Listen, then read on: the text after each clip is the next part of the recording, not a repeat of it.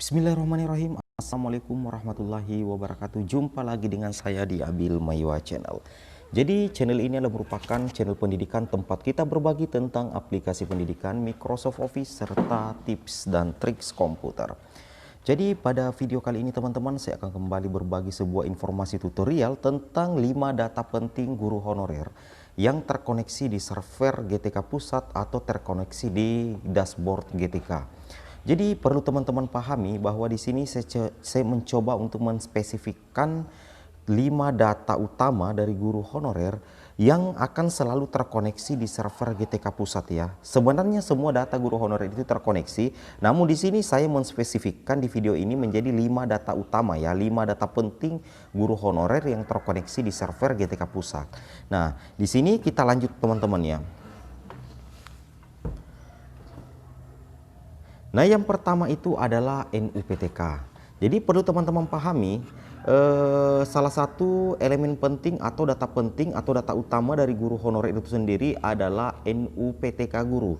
Nah, NUPTK guru ini teman-teman diibaratkan adalah sebuah lisensi yang harus dimiliki oleh setiap guru, baik yang berstatus PNS maupun berstatus sebagai non PNS, dan akan selalu terkoneksi di server GTK dashboard. Nah, NUPTK guru ini berguna untuk menjadi salah satu persyaratan utama buat teman-teman untuk mengikuti PPG, mendapatkan aneka tunjangan dari Kemendikbud.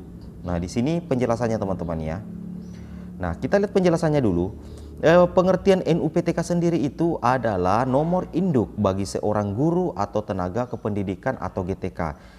NUPTK diberikan kepada seluruh GTK, baik PNS maupun non-PNS yang memenuhi persyaratan dan ketentuan sesuai dengan Surat Direktur Jenderal GTK sebagai nomor identitas yang resmi untuk keperluan identifikasi dalam berbagai pelaksanaan program dan kegiatan yang berkaitan dengan pendidikan dalam rangka peningkatan mutu guru dan tenaga kependidikan. Nah, jadi di sini NUPTK ini adalah merupakan salah satu nomor atau dokumen atau data yang sangat penting bagi guru PNS maupun guru non PNS. Jadi ini semacam lisensi teman-teman. Nah, pertanyaan sekarang, bagaimana cara teman-teman untuk mendapatkan NUPTK?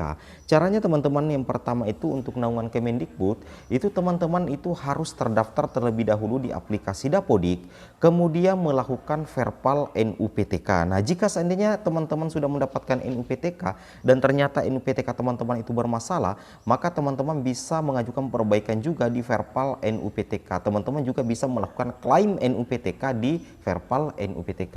Nah, itu yang pertama. Jadi teman-teman guru honorer harus betul-betul memperhatikan NUPTK teman-teman, baik itu NUPTK yang terdapat di aplikasi Dapodik harus relevansi dengan NUPTK yang terdapat di server GTK ataupun di verpal NUPTK, bahkan di info GTK. Seperti itu teman-teman ya. Oke, kita lanjut. Ini untuk dokumen pertama ya.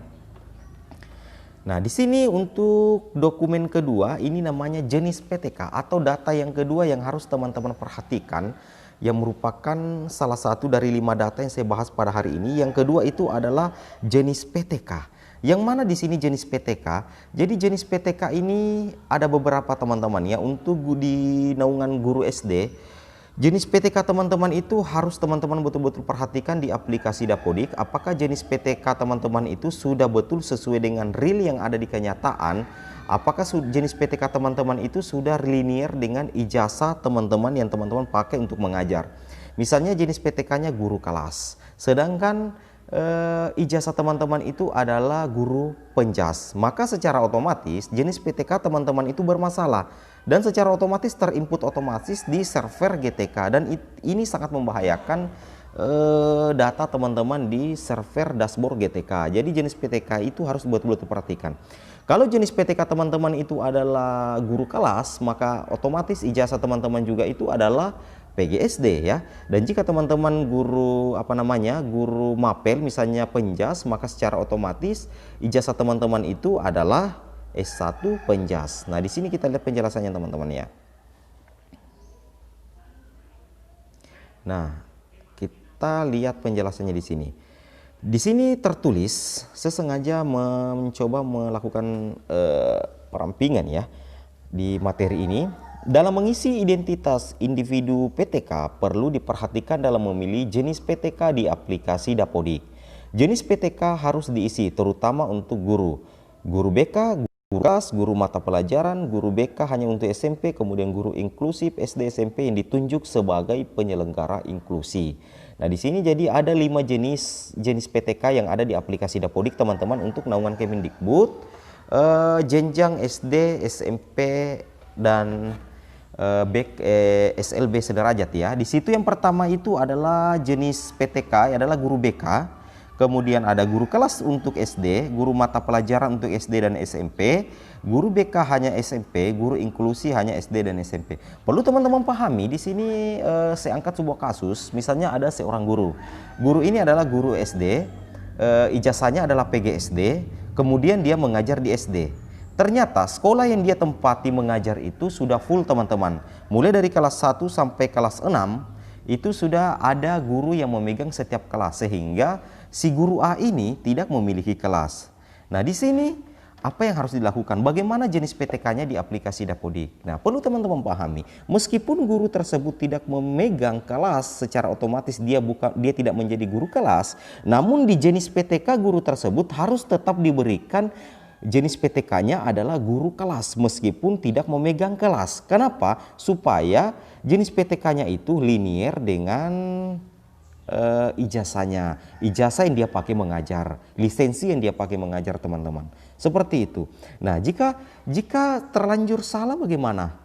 Bagaimana Bang, misalnya yang diisi di situ adalah guru mata pelajaran. Caranya, teman-teman silakan berkolaborasi dengan operator Dapodik untuk melakukan perbaikan dengan cara meminta pertolongan ke operator dinas untuk melakukan reset. Nah, setelah operator dinas melakukan reset terhadap jenis PTK guru yang salah, operator langsung melakukan uninstall aplikasi Dapodik, kemudian mendownload ulang profil. Nah, setelah itu melakukan sinkronisasi. Nah, secara otomatis jenis PTK guru yang diperbaiki tersebut akan kembali normal. Jadi seperti itu, teman-teman. Untuk jenis PTK jika bermasalah itu harus ada kerjasama antara guru, operator sekolah, dan operator dinas. Nah, kita lanjut. Jadi di sini guru mata pelajaran itu berarti guru olahraga, dengan guru agama itu jenis PTK-nya itu ada di SD dan SMP. Kemudian guru PK khusus SMP, kebetulan di SD belum ada guru BK, teman-teman ya. Kalau guru inklusi sudah ada di SD dan SMP yang ditunjuk sebagai penyelenggara inklusi. Seperti itu, teman-teman ya. Kita lanjut dulu videonya. Nah, di sini perhatikan. Di sini ada status. Ada nama status. Nah, ini adalah salah satu data penting yang harus teman-teman guru honorer perbaiki atau cek setiap saat. Kenapa saya bilang status dan nama status? Status di sini adalah status kepegawaian teman-teman guru honorer. Jika seandainya teman-teman guru honorer tidak memiliki SK yayasan dan tidak memiliki SK kepala daerah, dalam hal ini adalah SK bupati dan SK wali kota atau SK gubernur, maka secara otomatis status kepegawaian teman-teman itu adalah guru honor sekolah. Kenapa? Karena SK yang teman-teman punya adalah SK kepala sekolah.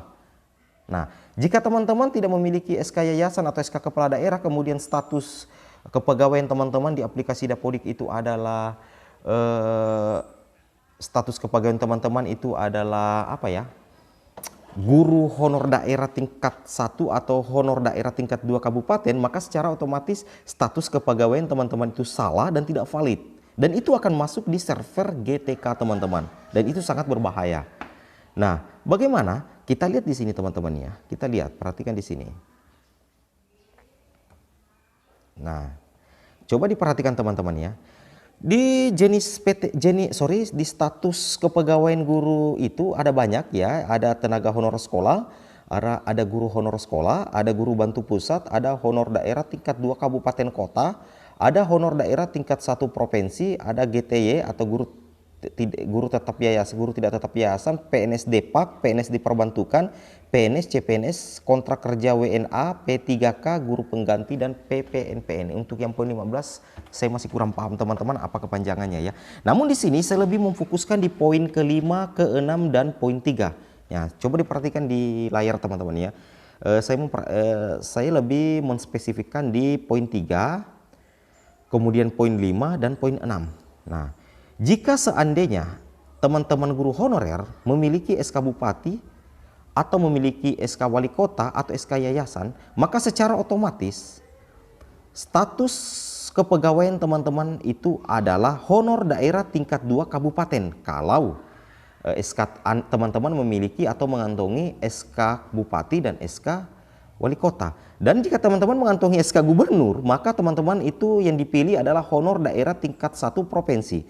Namun jika teman-teman hanya memiliki SK Kepala Sekolah yang otomatis gaji teman-teman itu digaji dari dana BOS, maka teman-teman itu hanya mendapatkan status kepegawaian sebagai guru honor sekolah. Jadi teman-teman harus betul-betul memperhatikan itu, dan jika salah maka teman-teman kembali harus berkolaborasi dengan operator sekolah, guru yang bersangkutan, dan menghubungi admin dinas untuk melakukan reset status kepegawaian di aplikasi Dapodik agar data yang ada di server GTK Dashboard juga berubah. Seperti itu teman-teman ya. Oke. Semoga ini sudah dipahami ya, perbedaan antara guru honor sekolah, honor daerah tingkat 2 kabupaten, dan honor daerah tingkat 1 provinsi. Jika masih ada salah, mungkin itu kesalahan saya sendiri ya. Oke, kita lanjut dulu teman-teman ya. Nah, di sini perlu teman-teman pahami, di info GTK ataupun di dashboard GTK, teman-teman harus memperhatikan nomor SK atau TMT SK. Yang mana di sini? Nomor SK itu adalah nomor SK pertama dan TMT SK pertama. Jadi pada saat teman-teman memberikan SK pertamanya kepada operator sekolah untuk diinput di aplikasi Dapodik, teman-teman harus memperhatikan betul-betul keabsahan SK teman-teman. Jangan sampai SK teman-teman itu salah, SK kepala sekolah teman-teman itu salah, tanggal SK-nya, nomor SK-nya bermasalah. Karena kenapa? Jika seandainya ada pengangkatan guru P3K, maka TMT SK dengan nomor SK itu akan sangat diperhatikan teman-teman ya, akan sangat diperhatikan, dan ini bisa menjadi bumerang, hal sepele yang bisa mengakibatkan fatal.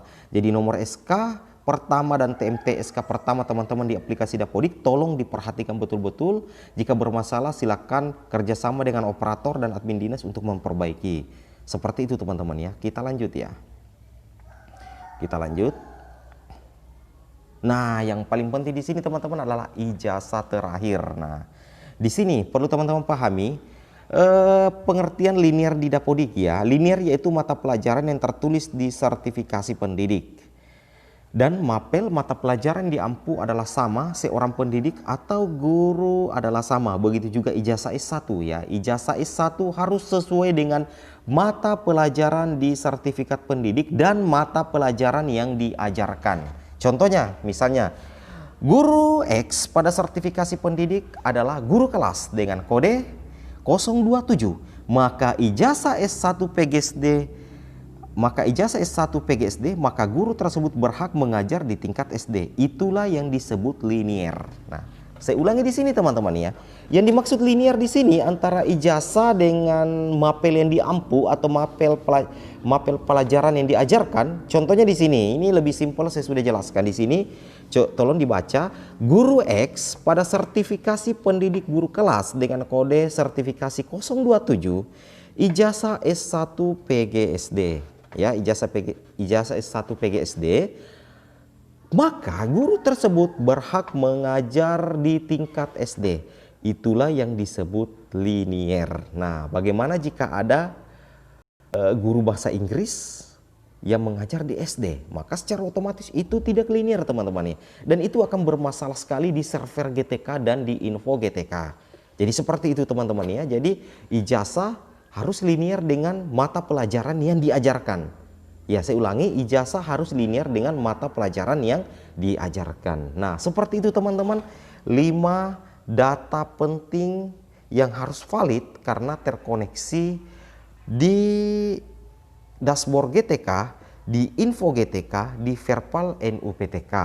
Nah, jika teman-teman sudah menonton video ini, saya mohon agar teman-teman guru mengecek kembali isian operator di aplikasi Dapodik dan mencocokkan data teman-teman di info GTK dan di dashboard GTK. Untuk dashboard GTK, untuk mengecek nama-nama guru honorer di dashboard GTK, saya sudah lampirkan satu video di channel ini. Jadi jika yang ingin menonton video tersebut atau ingin mengetahui bagaimana cara mendownload data guru honorer se-Indonesia, silakan tonton video saya yang saya upload kemarin.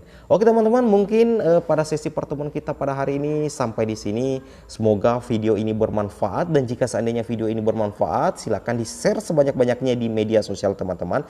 Dan untuk perkembangan channel ini jangan lupa like, comment, and subscribe, dan aktifkan lonceng notifikasinya teman-teman ya, agar setiap hari teman-teman bisa mendapatkan informasi-informasi tentang pendidikan, informasi CPNS, ilmu komputer, dan tips dan trik komputer. Oke, akhir kata saya ucapkan banyak terima kasih. Wabillahi taufik wal hidayat. Assalamualaikum warahmatullahi wabarakatuh.